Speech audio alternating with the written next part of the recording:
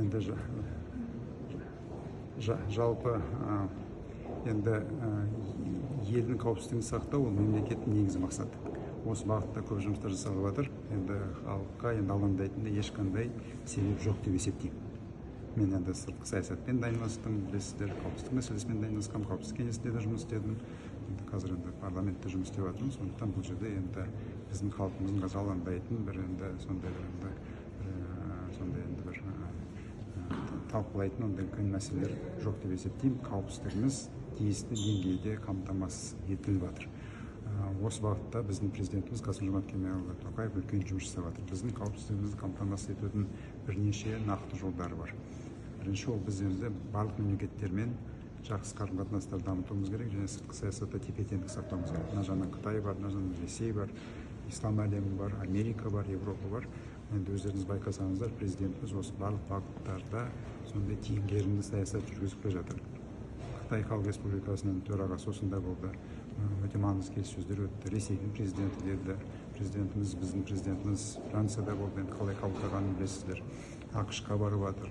Ислам елдерімен де жұмыс істеп жатыр. Сондықтан жалпы сыртқы саясаттың осындай саясаттағы осындай белсенділік, осындай қарым-қатынастар бұл қауіпсіздікті қамтамасыз етудің бір тетігі деп қабылдаңыздар. Ол тек қана кездесіп бір әңгіме айту емес қой, ол енді оның үлкен мақсаты бар. Біздің мүддеміз бар. Сондықтан барлық мемлекеттермен біз қарым-қатынастар ұстап отырмыз да көп мәселелерді алдын алуға жұмыс істеп отырмыз. Бұл бірінші жол. Екінші жол енді өздеріңіз білесіздер, бүгін де көтеріп жатыр әріптестеріміз, біз енді әскери күштерімізді күшейтуге біраз көңіл бөліп жатырмыз, біраз қаржылар бөлінді, біраз енді техника да алып жатыр, қару-жарағын да жаңартып жатыр. Сондықтан енді ол бір күндегі нәрсе емес, осы соңғы бір 10 жылда осы бағыттарда біраз жұмыстар жасалды. Бұл да біздің қауіпсіздігімізге тікелей әсер ететін сондай үлкен қадам екені сөзсіз. Сондай енді қазіргі әлемдегі қауіпсіздікті сақтаудың бірден бір жолы экономиканы күшейту. Экономика тәуелді болмау керек басқа мемлекеттерге. Егер мысалы товарларға тәуелді болып жатсақ, мысалы өзімізде бір нәрсені шығармай жатсақ, сол басқа мемлекеттер бізге бір нәрсе бермей қалса, әрине біздің экономикалық қауіпсіздігімізге тікелей әсер етеді. Сондықтан қазіргі әлемде қауіпсіздікті қамтамасыз етудің бір маңызды тетігі экономиканы күшейту. Экономиканы әртараптандыру. Осы бағытта да енді жұмыстар жасалуда, бірақ мәселелер де бар.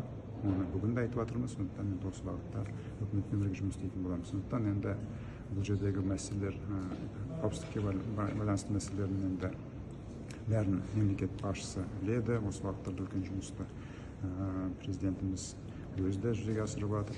Президентіміз тапсырмасымен де көптеген шаралар жүзеге асыруда. Сондықтан енді алдағы уақытта біз енді осы жұмыстар жалғастырамыз. Сондықтан біздің қауіпсіздігіміз тиісті деңгейде деп ауыз толтырып айтуымызға болады. Яғни президенттің жуырдағы күшті құрылымдарға берген тапсырмасы қосымша сақтық шаралары деп қабылдауымыз керек қой. Қосымша сақтық шаралары, алдын алу жұмыстары. Сондықтан енді бұл тек бір жиналыспен ғана шектелмейді, басқа да президентіміздің тапсырмалары бар. Сондықтан енді осы шаралардың аясында біздің қауіпсіздігіміз енді тиісті деңгейде қамтамасыз етіліп жатыр деп айтуымызға болады. Рахмет.